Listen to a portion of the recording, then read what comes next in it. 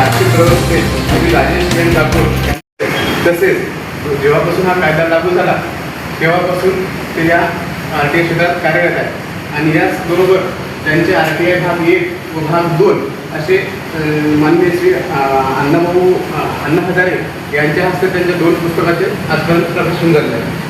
आजच्या कार्यक्रमाची थोडक्यात उपस्थित सांगतो मी माहितीच्या कायद्याचे प्रारंभिक आणि जे महत्त्वाचे कलम आहेत त्यांचं ते सविस्तर वर्णन करतील। तसेच आपल्या काही समस्या असतील प्रश्न असतील तर प्रश्न उत्तर द्या।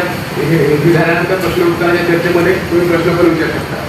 यानंतर मी श्री ठाकूरजींना विनंती करतो त्यांनी आपलं परिचयाच्या कार्यक्रमात सुरुवात करावी। नमस्कार सगळ्यांना माझ्या परिचय सरांनी दिलेलंच आहे।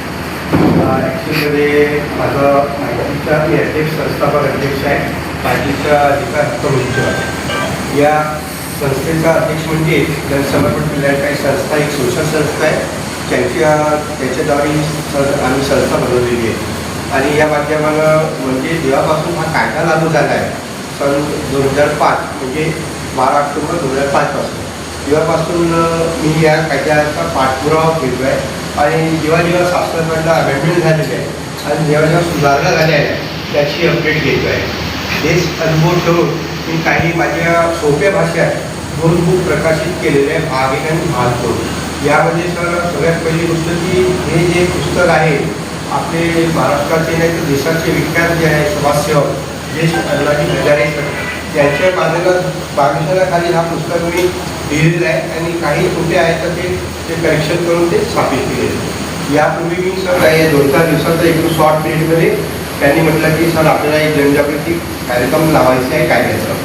ॲक्च्युअलमध्ये या कायदा खूप चांगला आहे। अधिकारी का घाबरतात मला काही समजत नाही, कारण घाबरायची काही गरज नाही।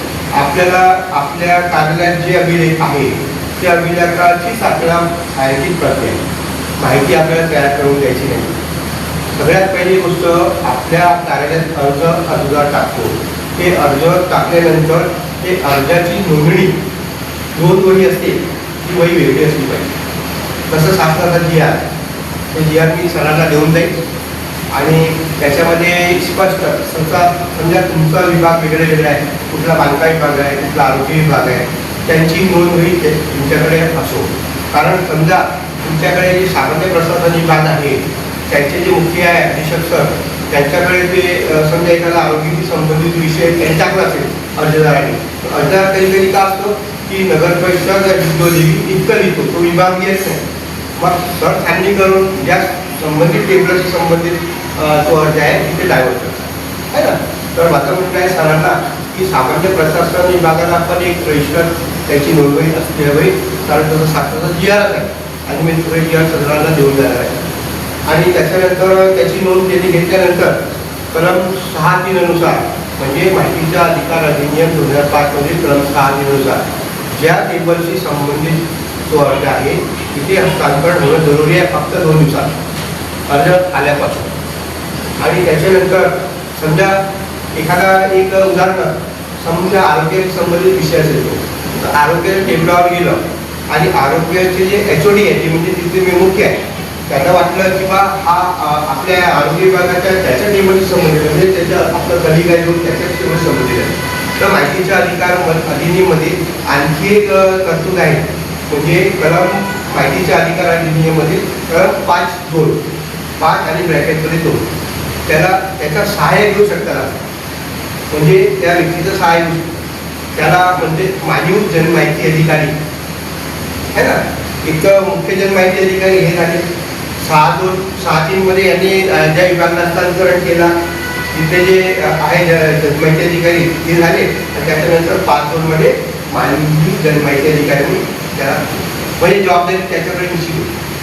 अर्ज आल्यानंतर कमीत कमी 30 दिवसात ती माहिती आपल्याकडे उपलब्ध असल्यास त्याला आपल्याला कलम 7(1) नुसार त्याला आपल्याला माहितीची शुल्काबद्दल कळवायचं आहे की आपल्याला शुल्क भरायचं आहे म्हणून बा इतके पानाची माहिती आहे आणि इतके पैसे लागणार आहे।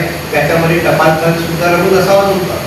टपाल खर्च कशी तुम्ही म्हणजे हे केला टपाल खर्च 50 रुपये 100 रुपये अंदाज आहे आणि मग तुमच्या ॲक्च्युअल जे कळाला आणि त्याच्यामध्ये शेवटी एक लिहायला पाहिजे पत्रामध्ये की आपल्याला अंदाजे टपाल खर्च 50 रुपये आहे, यामध्ये कमी जास्त झाल्या तर आपल्याला म्हणजे जास्तीत जास्त पासून टाकायचे आणि ते पैसे आपल्याला कळतात असा एक नोंद असला पाहिजे है ना.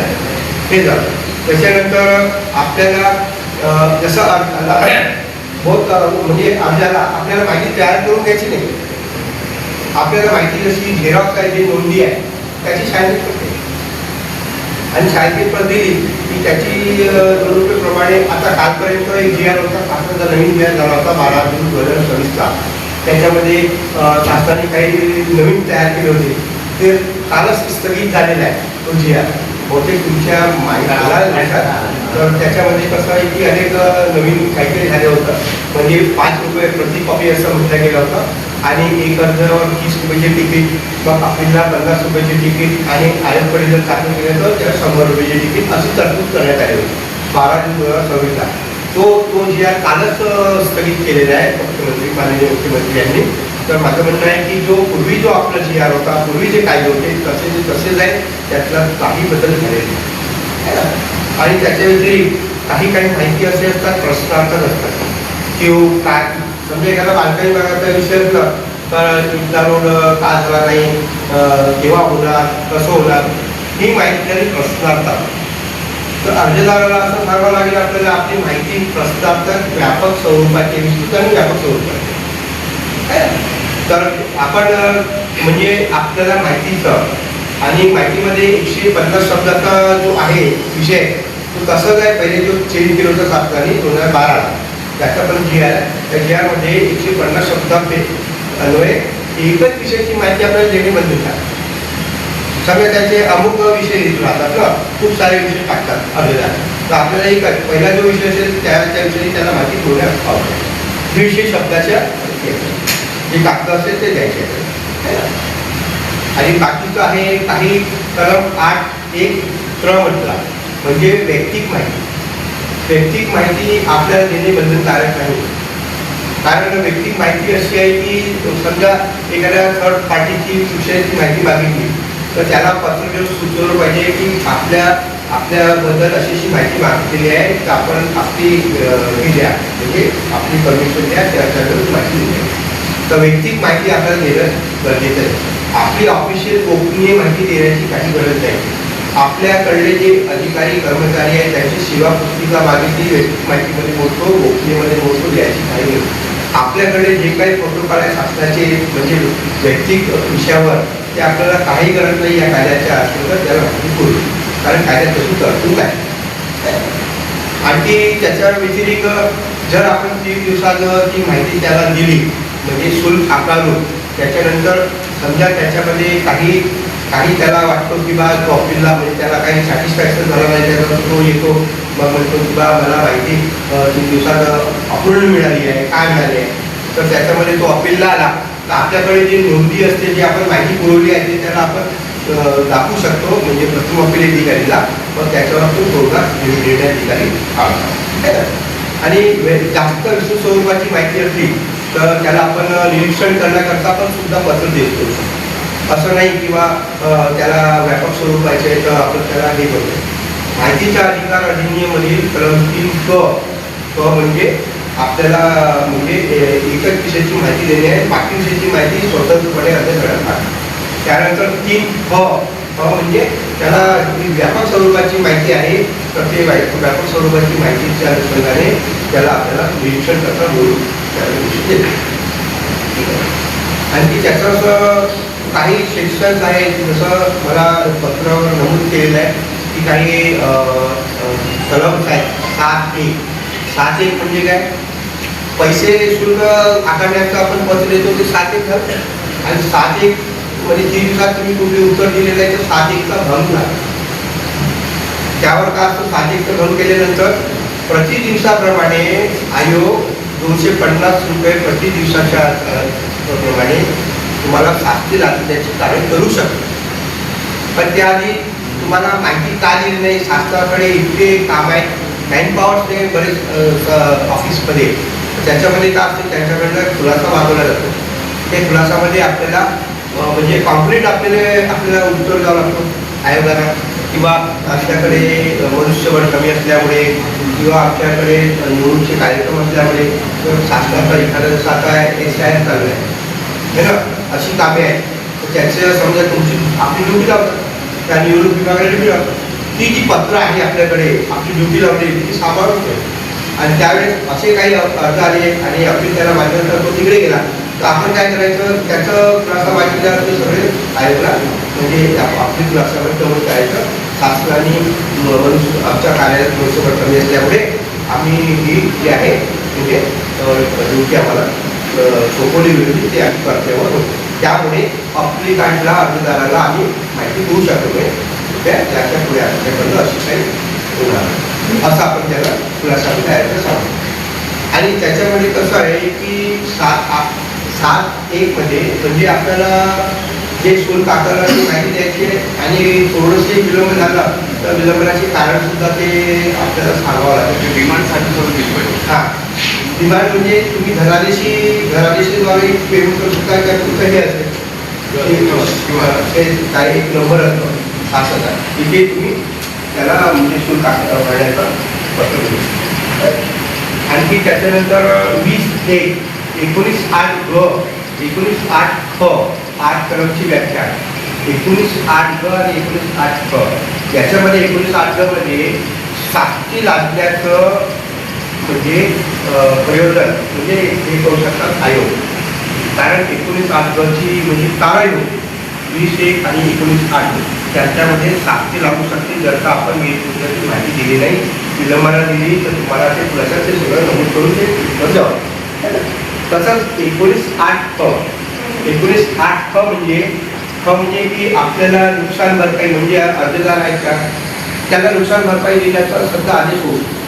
ती नुकसान भरपाई त्याला नुकसान होतंय, ही वैयक्तिक अर्जदाराला नुकसान भरपाई द्यायची नाही अर्जदाराला आयोग आदेश करू शकतो. आयोग आदेश करू शकतो की जाणून बुजून हेतू पुरस्पर तुमच्याकडनं माहिती अर्जदाराला देण्यास विलंब झाला तर त्याला नुकसान भरपाई देण्याकरता आयोग आदेश करू शकतात किंवा त्यांनी हे म्हणजे विलंब केला आहे जाणून बुजून तुमचा खुलासा आल्यावर तुमचं कॉम्प्लेक्स खुलासा झाला तर काही गरज नाही. ते महत्त्वाचा विषय आहे. तर त्याच्यामध्ये कसं आहे व्यक्ती त्यांना किती पैशाचे ते हे करू शकतात नुकसान भरपाईचा आदेश आयोग त्यांच्याकडे जे पॉवर आहे ते करू शकतात. परंतु माझं एक म्हणणं आहे की बा आपण आपल्याकडे वस्तू करूच नाही ना. आपल्याकडे आलेले अर्ज त्याची नोंदणी ठेवणे सर आहेत मुख्य तिथले जनमाहिती अधिकारी ते डायव्हर्ट करतात. अशी उत्तरे आपण तयार करून जे अर्जदार आहे त्याला लगेच देणे आणि आपल्याकडे उपलब्ध नाही आहे तो उपलब्ध करून सांगून द्या ही माहिती उपलब्ध आहे. आपण जे एकदम घाबरण्यासारखं नाही करायचं हे अर्जाला आपण त्या काय करू. आपल्याकडे जे डॉक्युमेंट आहे तेच आपल्याला झेरॉक्स करून तयार करायचं. त्याचा एक शब्द लिहायला काय वेळ जातो, माहिती उपलब्ध नाही. आणि माहिती असं खोटी पण नाही पुरवायची आणि जाणून बुजून उपलब्ध आहे असं पण नाही सांगायचं. जे बरोबर आहे माहिती जर उपलब्ध नाही आहे माहिती आपल्याला तयार करून द्यायची नाही. माहिती फक्त आपल्याला जे आपल्या अभिलेखात जे नमूद आहे नोंद आहे त्या नोंदची माहितीची झेरॉक्स आपल्याला करून. आणखी त्याच्यामध्ये आपलं समजा प्रथम अपील अधिकारी असं प्रथम अपील अधिकारीला 45 दिवसाच्या आत 30 किंवा 25 जास्तीत जास्त 45 दिवस त्याला प्रथम अपीलाचा सुनावणी घेऊन निर्णय पारित करणं फार महत्त्वाचं.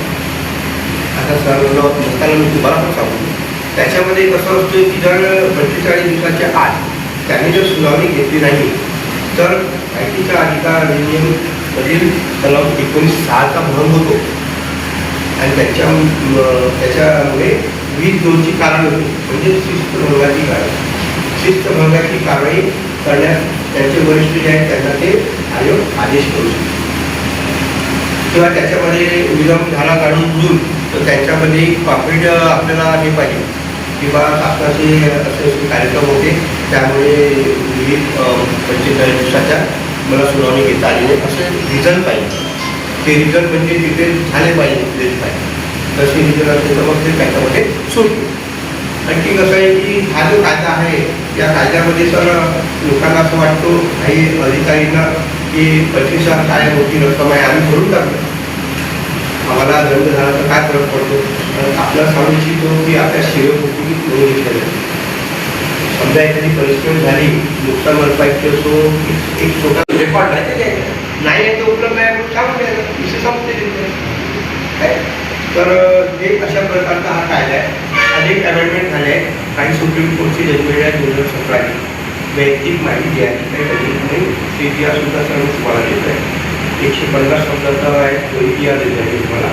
आणि काही असे माहितीची नोंद ठेवायची.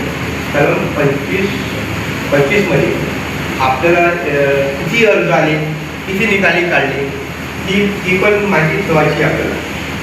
त्याचा चार्ट आहे. मी सगळे जे या कार्य आणखी 15 ते 20 वर्षापर्यंत माहिती तुमच्याकडे माहिती अर्जदार वापरू शकतो. आणि समजा त्याचे काही हातामध्ये पाठी घातली पोळीची बाग आहे, त्यांचे 3 वर्षापर्यंत रेकॉर्ड, बाकी ते जाऊन त्याच्यानंतर आपल्याकडे 15 ते 20 वर्ष जर असेल तर ते, आणि नसेल तर मग त्याला म्हणायचं की आहे. तसंच CCTV फुटेज असतं, म्हणजे आपला जो आहे डिव्हिजन त्याच्यामध्ये तुमची स्टोरेज कॅपॅसिटी किती दिवसाची आहे ते बघणं जाते. आणि ती स्टोरेज असेल तर त्याला CCTV फुटेज प्रोव्हाइड करायची, अदरवाईज त्याला फळ म्हणायचं की ही फुटेज उपलब्ध नाही. कारण डिव्हिजन ते जो आपलं स्टोरेज आहे, कोणताही स्टोरेज 1 महिन्यापर्यंत राहतो. शासनाचे जे काही पत्र असेल ना तुमच्याकडे काय तुम्ही असं त्याला याच्यामध्ये जेव्हा स्टोरेज करून ठेवा, असं काही पत्र आहे ना? नाही आहे. आपल्याकडे 15 दिवस 30 दिवस 1 महिन्यापर्यंत स्टोरेज आहे. त्या स्टोरेजची जरी कालावधीमध्ये बसली ती स्टोरेजची फुटेज त्याची काही माहितीचा अर्थ घ्यायचा की नाही घ्यायचं. माहितीचे कोणती अर्थ घ्यायचे? आपला अर्ज माहितीचा अर्थ नाकारायचंच नाही. नाहीतर काही डायरेक्ट काय कोणती अर्थ घ्या. सर अर्ज जर पूर्तता करत नसेल त्याच्यावरती 5 रुपयाची तिकीट आहे, आपल्याला 10 रुपयाचं नाही. कसं त्याला कसं द्यायचं, आपलं अर्ज अगट असल्यामुळे आपलं अर्ज खारिज करायचं संपलं. आणि आपलं मुद्रांक शुल्क 10 रुपयाचं लावलेलं आहे. त्या 10 रुपयाचं मुद्रांक शुल्क लावून त्याने दिलं तर आपलं अर्ज स्वीकार. आणि ते आपला जो आवक आहे ना त्याच्याकडे तुम्ही सांगून द्यायचं किंवा माहितीचे अर्ज आहे तुमची वही वेगळी राहील. तर आवक जबाबदारी वेगळी वही राहील, डिपार्टमेंटकडे डिपार्टमेंटकडे वेगळी राहील, आणि जे विभाग आहे त्याची सब विभाग आहे त्यांची वही वेगळी राहील. तर DDGR आणि DDGR त्याची फॉर्मॅट आहे ते मी तुम्हाला देऊन जात आहे, जेणेकरून तुम्हाला अर्थ मागे सर त्याचा एक ईमेलद्वारे आम्हाला एक अर्ज प्राप्त करणार, ईमेलद्वारे. आणि त्याच्यामध्ये त्यांनी माहितीचा जो शुल्क आहे तो भरलेलाच नाहीये. बरं. म्हणजे 10 रुपयाचं जे आपलं जे अपेक्षित आहे तिथं पे जर केलं तरी आपल्याला प्राप्त झालं नाही ते अर्ज, आणि त्याने हार्ड कॉपी काही सादर केली नाही, तर अशा केसमध्ये मग डायरेक्ट पेपर शुल्क समजा ऑनलाईन आहे, ऑनलाईन तुमचा रेकॉर्ड कागदाच्या साईडवर तुम्ही अपलोड केलेला आहे. कुठेही तुमच्या नोंदी जे काही असं नवीन तर त्याला ऑनलाईन म्हणजे अर्ज करता येते. आणि त्याच्यामध्ये 10 रुपयाचं त्याला ते पे करावं लागतं. म्हणजे ऑनलाईन ते पावती जर सोबत नाही जोडली त्यांनी नाही पावती त्याला सोबत जोडायला सांगा त्याला ऑनलाईन. आपण ऑनलाईन जे फिडिंग करतो त्याची जी एक प्रोसेस आहे जसं मेल असते आपलं व्यक्तिगत समजा तसं आमचं ऑफिशियल एक मेल आहे. बरोबर. त्या मेलवरती आम्हाला एक माहितीचा अर्ज प्राप्त झाला. त्याच्यावरती त्यांनी जो माहितीचा जो शुल्क आहे ते वसलेलंच नाही. नाही तर ते व्हॅलिड नाही त्याला कळवायची गरजच नाही ना. तो ईमेल मध्ये पाठवला त्याच्यामध्ये 10 रुपयाची तिकीटच नाहीये, मग तो आपण कसं स्वीकारायचं? आपल्याला हार्ड पाहिजे ना. जर ऑफिशियल वेबसाईटवर भरला त्याने भरला तर ते 10 रुपये त्याला ऑनलाईन हे बरोबर ते पण दिया देते. असं वेगवेगळी माहिती मागितली एकाच अर्जावर एकच विषयाची माहिती आणि कधी कधी म्हणतात या ब्लॉक तुमच्या विषयीमध्ये सर्व त्याची माहिती सर्व शब्द मुळत नाही. सर्व शब्द म्हणजे व्यापक विस्तृत स्वरूपाची माहिती म्हणतात. आपल्यापासून आतापर्यंतची माहिती द्या असं काय काय आमचे मोठं माझं कसं आहे, 7 पासून तर आजपर्यंतची माहिती. स्थापनेपासून आजपर्यंत स्थापनेपासून आजपर्यंत जर माहिती मागितलेली आहे कारण त्याला ते केव्हा स्थापन झालेली माहिती काही माहिती आहे त्याला काही कालावधी दिलेली आहे ते फक्त असतं पण विषय एकच आहे का तो विषय हेच नाही. वेगवेगळे हा तर वेगवेगळे आहे तर त्याला म्हणायचं आपल्या अर्जावर व्यापक आणि विस्तृत स्वरूपाच्या विषय त्यामुळे आपण सदर अर्जाच्या पुस्तकाचे तपासणी निरीक्षण करायचं हे पद्धत आहे. आणखी काही विचारायचं सरांनी विचारलेला प्रश्न मी रिपीट करतो.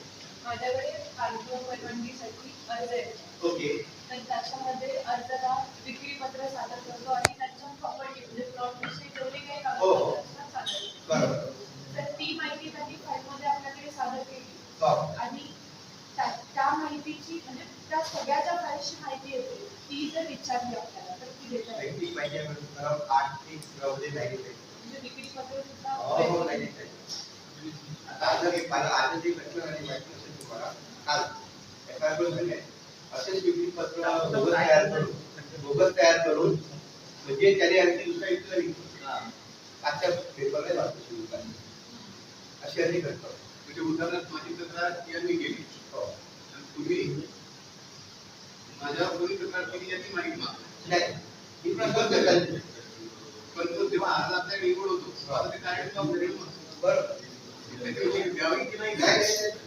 कोणी अर्ज केले तर म्हणजे ठीक आहे माझी कंप्लेंट केली हो त्याच्याकडे अर्ज आला. नोंद आहे. हा. आणि आता मी परत अर्ज करतोय की माझी कंप्लेंट कोणी केली याच्या मला माणसं दिली नाही. म्हणजे आपलं नाव देतो उदाहरण याचंच नाव मी बाय अर्ज करून विचारतोय मग ती कशी काय द्यायची? वैयक्तिक माहिती वैयक्तिक माहिती